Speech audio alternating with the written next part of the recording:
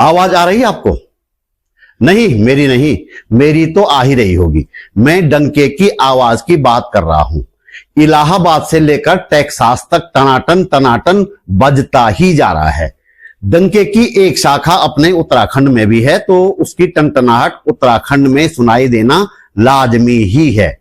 प्रयागराज में महाकुंभ में शाही स्नान नहीं, अमृत स्नान में हुई भगदड़ में हजारों लोग मरे हैं, यह बात संसद में कही गई है। बेशक इस बात के लिए आप कोहराम मचाते रहो, लेकिन संसद में किसी ने ये बात कही है तो हवा में तो नहीं ही कही होगी। इस बात में क्यों सच्चाई होने की संभावना है, आगे बात करेंगे। उधर मित्र डोनाल्ड ट्रंप ने बहुत ही अपमानजनक तरीके से भारतीयों को वापस भेजा है। कुछ लोग यह कहकर इस बात को सही ठहरा रहे हैं कि ये लोग अवैध तरीके से अमेरिका गए ही क्यों थे। वास्तव में लोग अवैध रूप से अमेरिका में जाते ही क्यों हैं, यह भी जानने की कोशिश करेंगे। बात एआई की भी होगी, नहीं, डीप सीक नहीं, मोदी जी वाले एआई की, यानी अमेरिका इंडिया की। बहुत सारी जानकारियां जुटाकर यह वीडियो बनाया जा रहा है, अंत तक जरूर देखिएगा।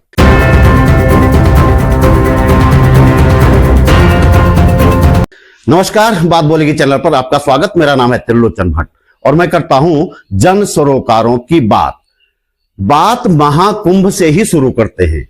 यह तो सभी मान रहे हैं कि कुंभ की भगदड़ में मरने वालों की संख्या सरकारी आंकड़े से बहुत ज्यादा है। सरकारी आंकड़ा 30 लोगों की मौत का है, लेकिन कितने ज्यादा हो सकते हैं इसे लेकर अलग अलग दावे किए जा रहे हैं।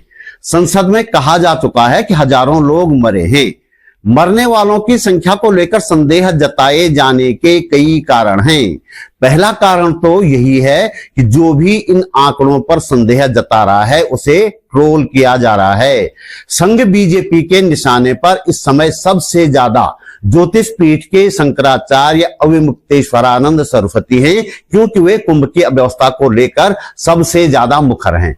इस दौर में जहां देश के ज्यादातर संत सत्ता के चरणों में बैठे हुए हैं, अविमुक्तेश्वरानंद ही हैं जो संतन को सीकरी से क्या काम वाली कहावत को चरितार्थ कर रहे हैं। उनके इस विरोध के कारण उन्हें किस तरह से ट्रोल किया जा रहा है, इस फोटो को देखिए। उनकी यह तस्वीर बताती है कि संघ बीजेपी को मुसलमानों से कितनी चिढ़ है, कितनी नफरत है। समाजवादी पार्टी की सांसद जया बच्चन ने भी कुंभ में हुई मौतों पर सवाल उठाया तो उनको भी जमकर ट्रोल किया गया। कांग्रेस के अध्यक्ष मल्लिकार्जुन खड़गे ने तो राज्यसभा में ही कह दिया कि कुंभ में हजारों लोगों की मौत हुई है। इसके बाद संसद में किस तरह से कोहराम मचा, सबने देखा। चलिए हम सरकार की ही बात ऊपर रखते हैं और मान लेते हैं कि मौनी अमावस्या के दिन 6 अलग अलग जगहों पर मची भगदड़ में सिर्फ 30 ही लोग मरे थे, तो कुछ सवालों के जवाब तो देने होंगे 30 का आंकड़ा जारी करने वाली सरकार को। पहला सवाल स्क्रीन पर नजर आ रही ये खबर है। जिस बैग में महिला का शव परिजनों को सौंपा गया, उस बैग पर 6 अंक लिखा हुआ था, लेकिन जिन 30 लोगों की सूची प्रशासन ने मरने वालों की जारी की, उनमें इन महिला का नाम नहीं है। समझ रहे ना आप?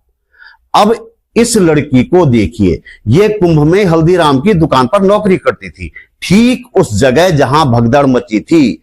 लल्लन टॉप से इस लड़की ने कहा था कि कई लाशें पड़ी थी इधर उधर, 6 लाशें तो उसकी दुकान के अंदर थी। इस बयान के वायरल होने के बाद ये लड़की गायब है, कहां गई कौन जाने। इस लड़की की जगह हल्दीराम के आउटलेट पर कुछ और लोग हैं जो लीपापोती कर रहे हैं।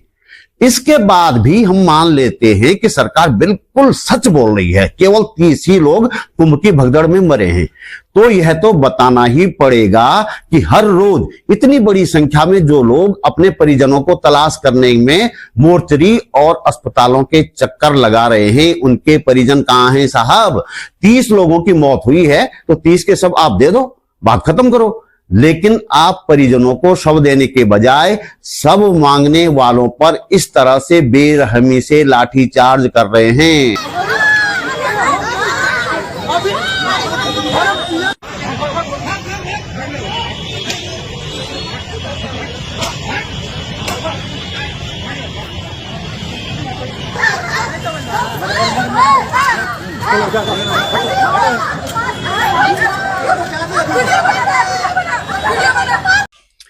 यह सब देखकर इतना तो साफ है कि आप झूठ बोल रहे हैं और इस बात की पूरी संभावना है कि जो बात मल्लिकार्जुन खड़गे संसद में बोल रहे हैं, जो बात जया बच्चन बोल रही हैं और जो बात शंकराचार्य बोल रहे हैं वह कहीं ना कहीं सच है। चारों तरफ से हो रही थू थू के बाद अब आदित्यनाथ ने अपना ब्रह्मास्त्र निकाल दिया है।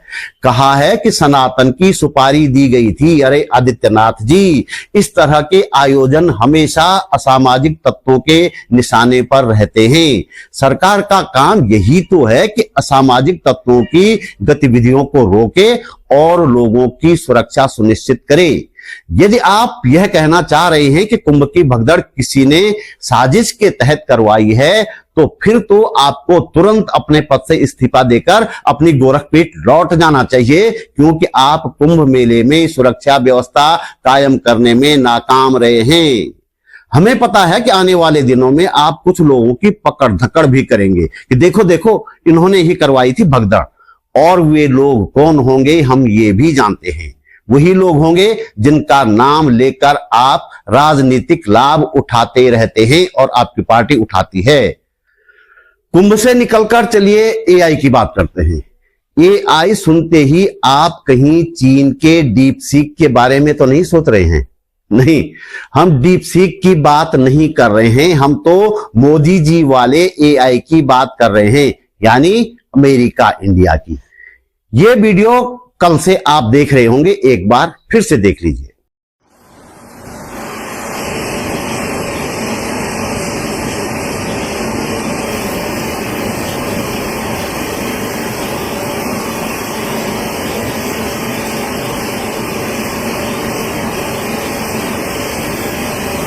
मोदी और शाह पिछले कई सालों से अवैध घुसपैठियों को डिपोर्ट करने की बात करते रहे हैं। ये दोनों तो भारत से किसी घुसपैठिए को बाहर नहीं निकाल पाए हैं, लेकिन अमेरिका ने वहां अवैध घुसपैठ कर रहने वाले भारत के युवाओं को जरूर डिपोर्ट करना शुरू कर दिया है, वह भी इस तरह के अपमानजनक तरीके से। कुछ लोग अमेरिका की इस हरकत को सही ठहरा रहे हैं, कह रहे हैं कि ये लोग अवैध रूप से वहां घुसे ही क्यों थे। ऐसा कहने वाले लोगों को या तो पता नहीं है कि भारत सहित कई गरीब देशों के लोग अमेरिका में अवैध घुसपैठ क्यों करते हैं, या फिर वे मोदी जी की भक्ति में इतने तल्लीन हैं कि उन्हें पता ही नहीं चल रहा है कि अमेरिका हमें किस तरह से अपमानित कर रहा है। ये बात ठीक है कि ये लोग अवैध रूप से अमेरिका में घुसकर वहां रह रहे थे। क्यों घुसे होंगे इस पर आगे बात करेंगे, लेकिन पहला सवाल ये कि क्या इन्हें इस तरह से कमर और हाथों में लोहे की चेन बांधकर हथकड़ी लगाकर अपमानित किया जाना चाहिए था? इन्हें बिना हथकड़ी बेड़ी लगाए भी तो वापस भेजा जा सकता था। चलिए हथकड़ी बेड़ी पहना भी दी, तो फिर ये वीडियो फुटेज और फोटो क्यों लिए गए? ये फोटो और वीडियो किसी आते जाते व्यक्ति ने अपने मोबाइल वाले कैमरे से नहीं लिए हैं, बल्कि पूरी तरह योजनाबद्ध तरीके से लिए गए और बाकायदा व्हाइट हाउस से जारी किए गए। जानते हैं क्यों? हमें अपमानित करने के लिए। ट्रंप हमें क्यों अपमानित करना चाह रहा है? इसकी कई वजहें हैं जिन पर अलग से बात करने की जरूरत है।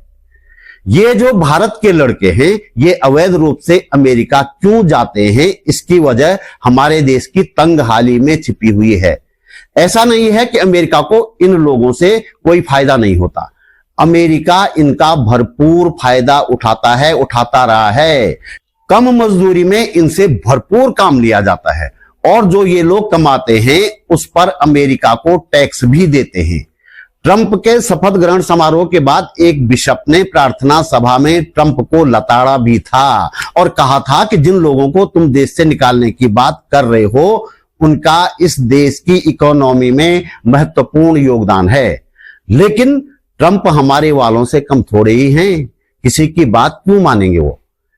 क्या आप जानते हैं कि अमेरिका में अवैध रूप से जाने वाले ये युवक कौन हैं? ये हमारे देश के उस वर्ग के लड़के होते हैं जो गरीबी के कारण अपमान भरी जिंदगी जीने को विवश होते हैं।